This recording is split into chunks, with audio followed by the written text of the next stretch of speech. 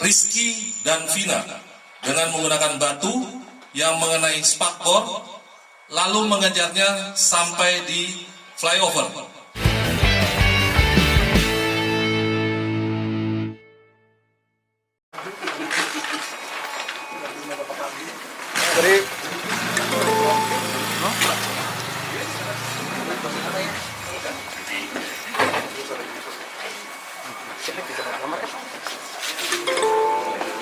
Mundur dikit dan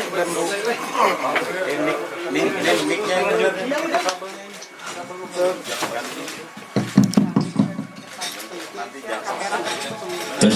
Kabelnya benerin biar gampang jatuh.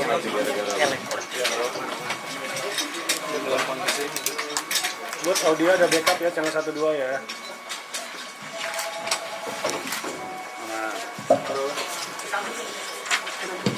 ketinggalan mana? Berdiri nih, berdirinya. Mari mana? HP. Yang depan yang berdiri. Tunduk dong.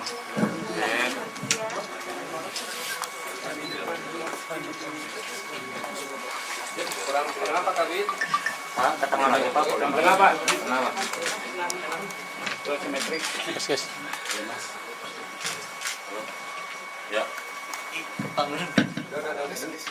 Karir. Aman. Oke. Tunggu naon aja. Aman ya.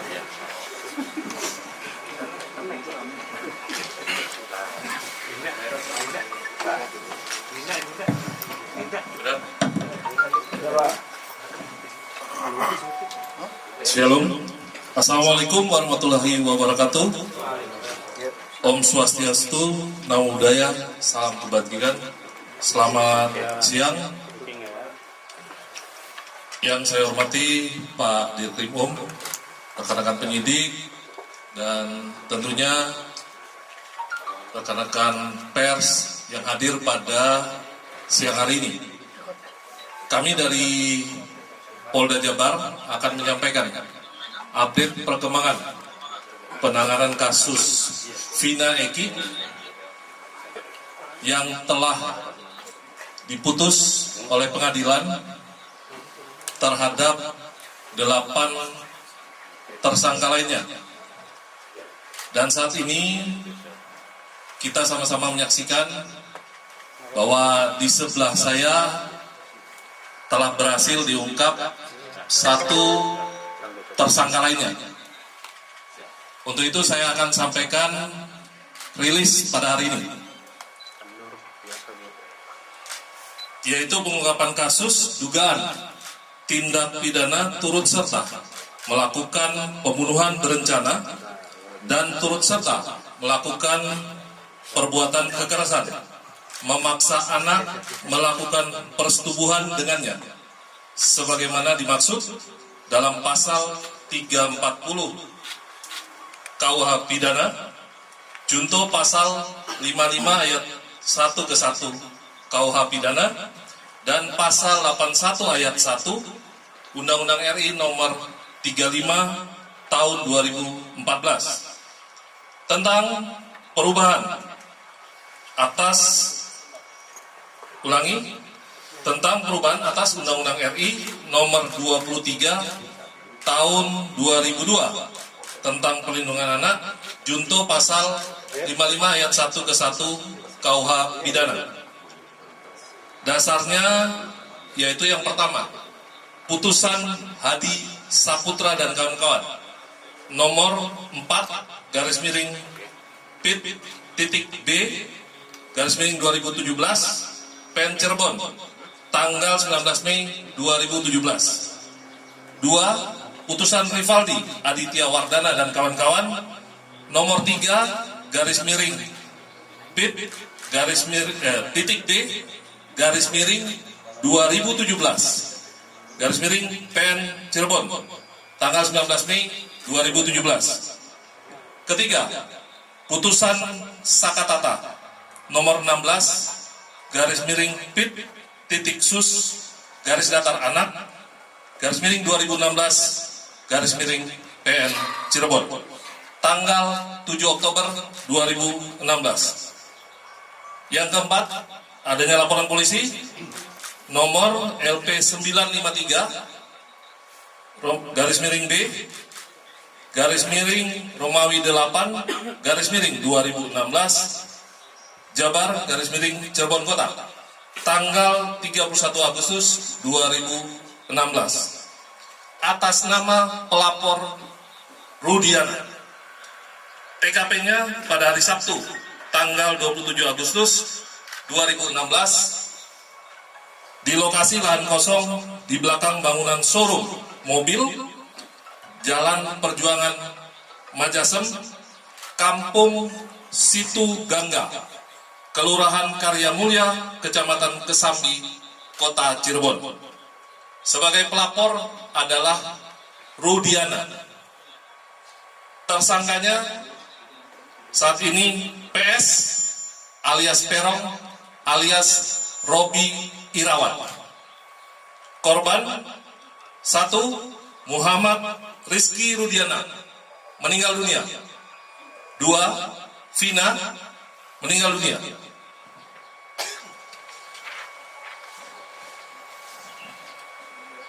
Peran tersangka PS alias Perong alias Robi Irawan berdasarkan putusan pengadilan nomor 4 P.D garis miring 2017 garis miring PN Cirebon tanggal 19 Mei 2017 atas nama terdakwa Hadi Saputra dan kawan-kawan, yaitu melempari korban Rizky dan Vina dengan menggunakan batu yang mengenai spakbor lalu mengejarnya sampai di flyover, kemudian memukul korban Rizky dan Vina dengan tangan kosong ke arah tubuh, lalu membonceng korban Rizky menuju lahan kosong di belakang bangunan showroom mobil seberang SMP Negeri 11 Cirebon.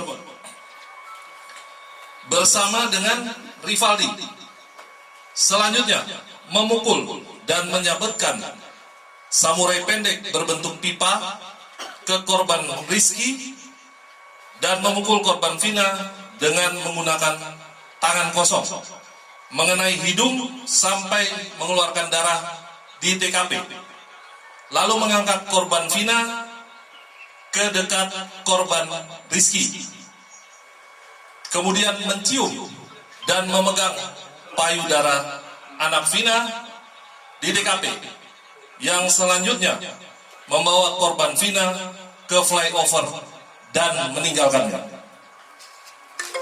Peran Peggy, peran PS alias Perong alias Robi Irawan berdasarkan keterangan dari saksi pada tanggal 20 Mei 2024, kemudian 22 Mei 2024 dan 25 Mei 2024, yaitu menyuruh dan mengejar korban Rizky dan korban Vina dengan menggunakan sepeda motor Honda Beat warna orange. Selanjutnya memukul korban Rizky dan korban Vina menggunakan balok kayu, kemudian membonceng korban Rizky dan korban Vina menuju TKP bersama dengan saksi. Memukul korban Rizky menggunakan balok kayu, lalu memperkosa korban Vina dan membunuh korban Vina dengan cara dipukul menggunakan balok kayu. Kemudian membawa korban Rizky dan korban Vina menuju flyover. Peran PS alias Perong alias Robi Irawan berdasarkan keterangan saksi pada tanggal 22 Mei 2024 dan 24 Mei 2024. Saksi bekerja di sekitar TKP selama 5 tahun dan saksi mengenal wajah orang-orang yang biasa nongkrong di depan SMP Negeri 11 Cirebon, namun tidak tahu namanya.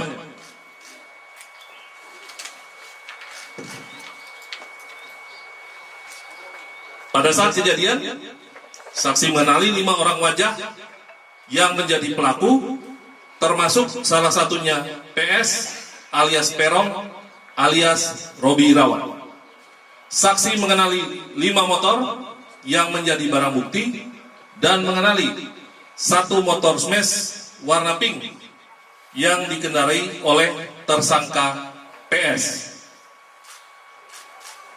Ditunjukkan Facebook atas nama akun Peggy Setiawan yang di dalamnya terdapat gambar motor smash warna pink, dan saksi membenarkan pada malam kejadian tersebut motor smash warna pink berada di tempat kejadian. Saksi melihat PS alias Perong alias Robi Irawan melempari dan mengejar kedua korban yang sedang mengendarai sepeda motor Yamaha Seon warna hijau kuning.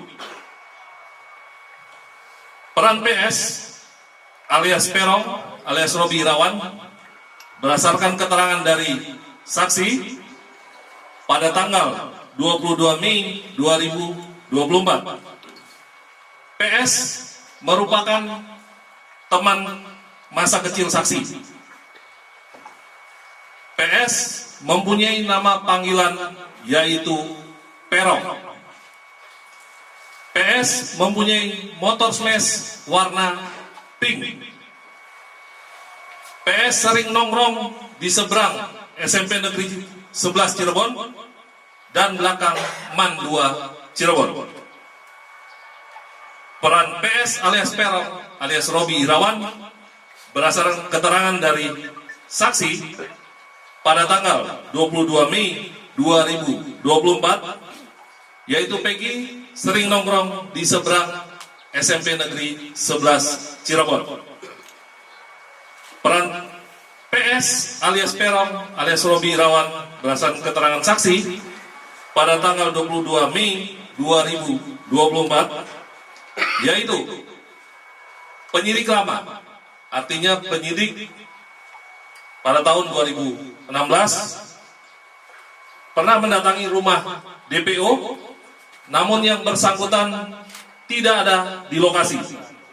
Kemudian mengamankan motor smash warna pink dan memfoto DPO yang berada di dinding, yang kemudian foto tersebut diperlihatkan kepada saksi dan membenarkan bahwa foto tersebut merupakan foto PS. Upaya tersangka PS menghilangkan identitas. Yang pertama, sekitar bulan September 2016 sampai dengan tahun 2019 menyewa kamar kontrakan di Katapang, Kabupaten Bandung, dan mengaku bernama Robi Irawan.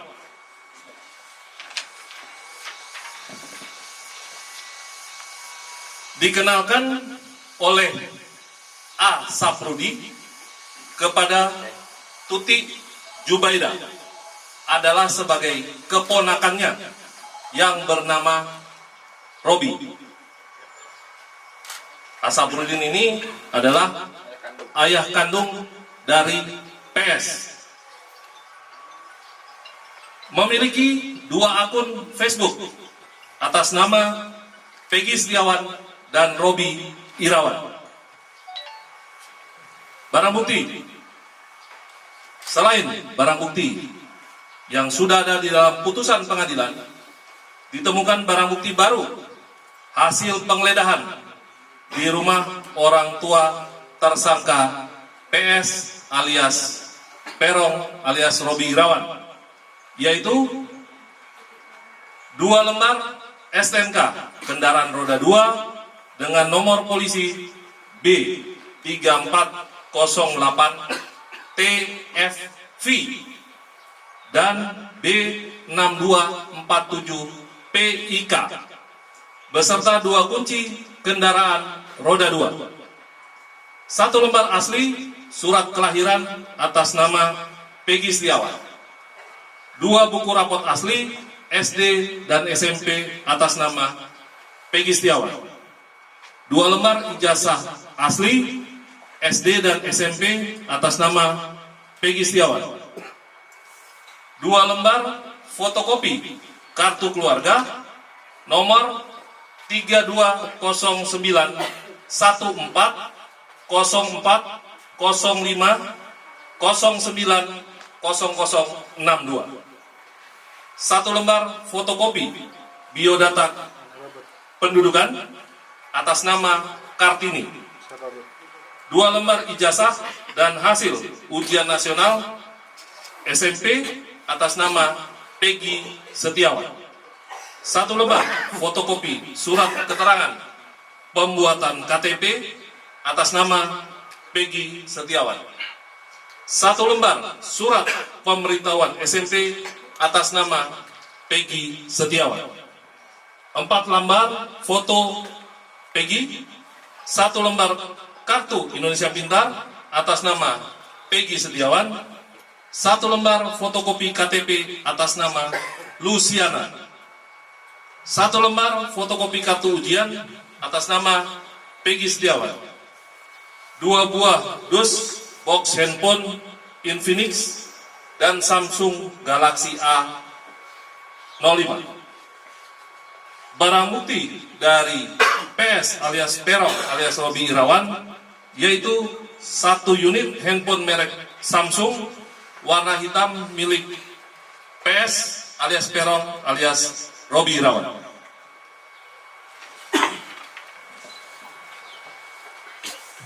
Modus operandi melakukan tindak pidana turut serta melakukan pembunuhan berencana dan turut serta melakukan perbuatan kekerasan, memaksa anak melakukan persetubuhan dengannya terhadap korban atas nama Rizky dan atas nama Vina dengan menggunakan alat berupa kayu, batu, dan senjata tajam sampai meninggal dunia.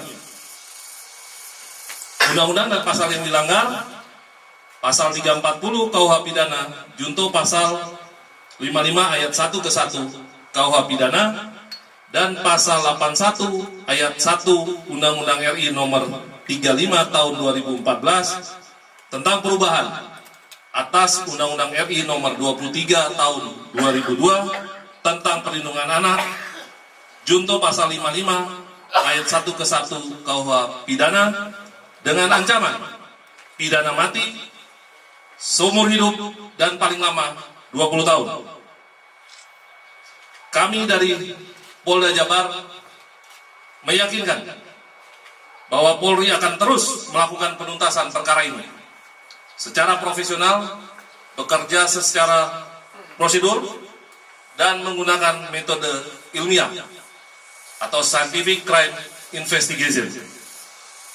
Apabila masyarakat mendapat informasi terkait masih adanya tersangka lain dalam perkara pembunuhan Vina Eki atau Vina Rizky, dapat menginformasikan kepada penyidik di Treskrimum Polda Jabar dengan disertai bukti-bukti.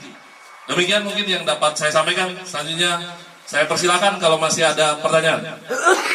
Elsita Pak. Duan Pak, TV One. Pak, Elsita Pak. Ya. Kenapa waktu itu TV One dulu ya.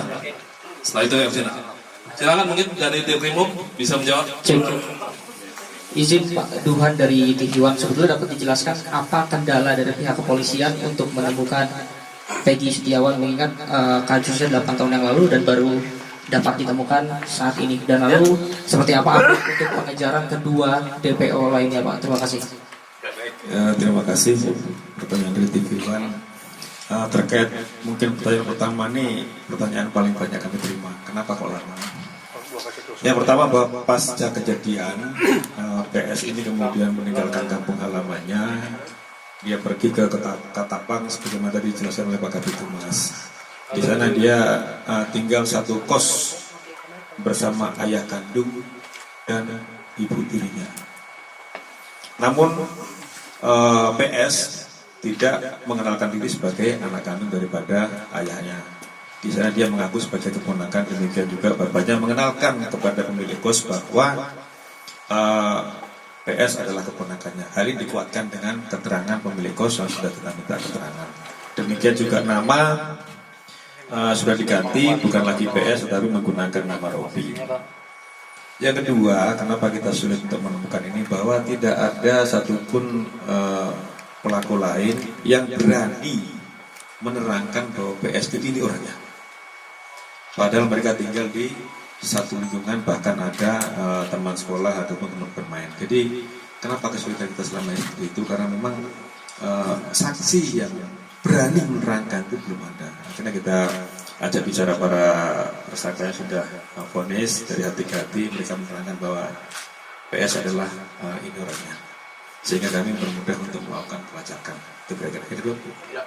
Jadi mengapa para tersangka lainnya tidak berani menjelaskan kepada si penyidik mengenai Ya, ini orangnya? itu bukan ada alasan lain dari para tersangka ya, apakah memang dia melindungi ataupun PS ini sejauh mana sepak terjangnya di kalangan mereka, ada yang bilang takut dan sebagainya. Jadi ketakutan dari mereka saja, tidak berani menerangkan PS ini orangnya. Hingga itu mempersulit kita untuk melakukan pelacakan. Dan menurut keterangan dari kepala lingkungan atau RT di tempat tinggal di mana PS berada juga, manakala PS ini pulang ke rumah juga sering menggunakan masker sehingga berusaha mengelabui lingkungan. Nah, dia kemarin pergi dari Cirebon sekitar tanggal 15-an ke Bandung menggunakan masker juga sama menurut keterangan dari kepala yang ada di Cirebon. Ya, Elsinta dulu. Nanti coba Elsinta. Saya Pak dari Elsinta. Waktu penyidikan di awal, waktu proses persidangan terus penyidikan, kenapa para tersangka ini ataupun terduga ini mencabut keterangannya? Itu yang satu. Ya. Kedua, Satu ya. Oke. Nah, kenapa para tersangka ini mencabut keterangannya? Ini memang ada instruksi dari kuasa hukum. Jadi semua tersangka diperintahkan untuk mencabut keterangan. Bahkan di persidangan terungkap bahwasannya kuasa hukum mendatangi salah satu saksi, ini terungkap di persidangan, untuk mengarang cerita terkait dengan alibi para tersangka pada saat itu. Jadi tersangka ini diminta untuk mengarang cerita bahwasannya mereka ini pada saat kejadian itu tidur di rumah Pak RT. Dan itu sempat Pak RT terangkan, namun pada akhirnya dicabut sendiri bahwasanya para tersangka pada saat kejadian itu mereka tidak tidur di rumah Pak RT, melainkan besok malamnya setelah kejadian malam Minggu, jadi malam Senin, kemudian mereka itu tidur di rumah Pak RT. Itu benar. Jadi Pak RT waktu itu sempat mengaku bahwa mereka tidur, akhirnya dicabut pada saat sidang, dan itu menurut keterangan dari para saksi itu adalah permintaan dari kuasa hukum tersangka dan keluarganya. berarti nyambung ya ketika waktu penyidikan termasuk waktu fakta persidangan bahwa ke-8 tersangka ini melakukan penganiayaan terhadap petugas. Terkait penganiayaan, ini rekan-rekan sekalian, pada saya itu memang ramai di Facebook bahwasanya mereka disiksa. Tetapi pada saat pemeriksaan muncul bahwa itu juga dilakukan oleh sesama tahanan. Dan kemudian pada saat itu telah dilakukan proses terhadap anggota yang jaga tahanan maupun penyidik, itu 15 orang sudah diproses terkait dengan kelalaian mereka dalam menjaga tahanan. Jadi ada upaya dari tahanan lain, mereka disiksa juga sampai penggep-penggep itu yang mana waktu itu muncul di Facebook kemudian rame, itulah yang kemudian menjadikan kasus ini tarik ke Polda Jabar. Jadi sesama tahanan mereka saling pukul sehingga mereka lebam-lebam, dan terhadap anggota 15 orang sudah dikenakan tindakan disiplin. Berarti membahayakan juga ya. Iya. Ya. Bahkan di Rutan juga salah satu tersangka mereka dipukuli bersama mereka sendiri. Ini yang terungkap. Ya, Ya, Pak. silakan. Peggy kan kemarin dari Pak Kabid Humas menerangkan kalau dengan Peggy merupakan otak pelaku dari kejadian ini. Ya. Seperti apa Pak? Bisa dijelaskan Pak? Jadi memang PS ini merupakan otak pelaku. Jadi ketika mereka kumpul-kumpul sesama geng motor, kalau mereka dibilang monreker, mereka manakala ada kelompok ekstasi yang lewat di jalan itu, mereka sering lempar dengan batu. Itu yang terjadi. Nah, pas ada kejadian, PS mengajak salah satu tersangka lain untuk mengejar korban ini, yang dia sampaikan bahwa saya ada masalah dengan itu. Kejar. Nah, masalah apa sedang kita dalami. Kemudian dikejar berdua sampai dengan di jembatan layang. dipukul korban sampai dengan jatuh, kemudian dibawa korban ini satu motor dengan satu tersangka lain dan jadi satu motor berempat. Yang korban Eki taruh depan, didudukkan depan joki, kemudian joki di belakangnya ada korban yang wanita Vina, kemudian di belakang lagi adalah PS. Di situ dibawa ke kebun kosong, baru yang lainnya rame-rame mengikuti mereka. Jadi yang menurut keterangan salah satu pelaku juga bahwa yang melakukan persetubuhan terhadap Vina yang masih di bawah umur pada saat itu sudah dalam kondisi pingsan. Yang melakukan persetubuhan pertama adalah PS, kemudian diikuti oleh tersangka lain, kecuali satu yang memang di bawah umur tidak ikut melakukan persetubuhan. Jadi perlu saya tegaskan di sini rekan-rekan bahwa tersangka semua bukan 11 atau 9, sehingga DPO hanya 1. Untuk itulah kami selama ini meyakinkan bahwa 5 keterangan berbeda dari tersangka itu ada yang menerangkan 3, ada lagi yang menerangkan 3 dengan nama berbeda, ada yang menerangkan 5, ada yang menerangkan 1. Setelah kami melakukan penyidikan lebih mendalam, ternyata 2 nama yang disebutkan selama ini itu hanya asal sebut. Jadi tidak ada tersangka lain. Namun apabila nanti di kemudian hari muncul tersangka lagi, ya kami akan periksa. Tetapi sejauh ini fakta di dalam penyidikan kami, tersangka atau DPO adalah 1, bukan 3. Jadi semua tersangka jumlahnya 9, bukan 11. 8 melakukan persetubuhan, yang 1 tidak. Pak, ada informasi mengenai di media sosial soal identitas Peggy versi lain itu dari polisi. Ya, bahwa kita yakinkan PS adalah ini. Kita sudah menyita sejumlah dokumen terkait dengan identitas, kemudian juga motor yang digunakan. Kita sudah dapat STNK-nya, walaupun motornya belum dapat, tetapi STNK kendaraan yang digunakan pada saat kejadian kita sudah mengamankan. Nah, kita meyakinkan ini dengan sejumlah dokumen, baik kartu keluarga, kemudian ijazah dan sebagainya, kita yakinkan bahwa ini adalah PS atau Peggy Setiawan. Ya. Perbedaan ciri-ciri Wanda Pak, kemarin sebenarnya di DPO sempat diumumkan Setiawan PS ini rambutnya keriting seperti itu. Ya, itulah namanya juga ciri-ciri kan, semua bisa menyebut ciri-ciri. Itulah kami kenapa tidak memasang foto, karena tadi itu keterangan berbeda-beda dari tersangka, maka kami tidak pasang foto, juga tidak berusaha membuat sketsa. Manakala nanti perbedaan sehingga masyarakat juga tidak berasumsi bahwa PS ini siapa sih. Kami yakinkan dulu, yakinkan bahwa PS ini dan bahwa DPO berapa? 1, bukan 2. DPO tidak ada, itu asal sebut nama. Pada saat. Ya, itu sudah kami dalami, ternyata yang 2 yang atas nama Dani dan Adi itu tidak ada. Jadi yang benar DPO 1. PS. Jadi benar untuk motif sendiri apa? Itu karena motor atau karena percintaan? Itu kita dalami dulu ya, terkait dengan motor percintaan. Nanti kita mau dalami saksi yang lain. Nah, sabar terkait hal itu. Tapi pada saat PS menyampaikan kepada salah satu tersangka yang sekarang sudah menjadi narapidana, yang lain itu melempar. Tapi pada saat pengejaran hanya berdua. PS menyampaikan saya ada masalah dengan orang ini. Tolong rekan-rekan ya, supaya tertib, tolong kita bergantian ya, karena mungkin masih banyak ini. Barangkali ada yang sebelum bertanya menyebutkan dulu dari media mana, sehingga kita kasih kesempatan untuk bergantian. Karena setelah acara rilis ini tidak ada lagi nanti doorstop ya, tidak ada doorstop. Jadi kami minta rekan-rekan manfaatkan kesempatan ini untuk bertanya, tapi tolong disebutkan medianya, sehingga kita akan beri kesempatan secara bergantian. Silakan dari langsung dulu. Muji Pak dari Ayus. Berarti yang terpidana yang kemarin itu sudah bermufakat untuk memberikan keterangan bohong tentang siapa pelaku utamanya Pak ya. Terus kemudian si ini kan disembunyikan identitasnya oleh orang tuanya. Apakah orang tuanya kemudian akan diseret karena menyembunyikan barang bukti begitu? Ya, terkait memang tersangka lain memang tidak mau menyebutkan Eki itu siapa, Terong. Nah, baru kemudian Eki yang dapat rekan sekalian ya. Terhadap orang tua pelaku atau PS sudah kita minta keterangan kemarin, baik itu bapak kandungnya, kemudian ibu tirinya, kemudian juga ibu kandungnya, kemudian juga pemilik kos di Ketapang, kemudian kepala lingkungan yang ada di Cirebon sudah kita minta keterangan semua.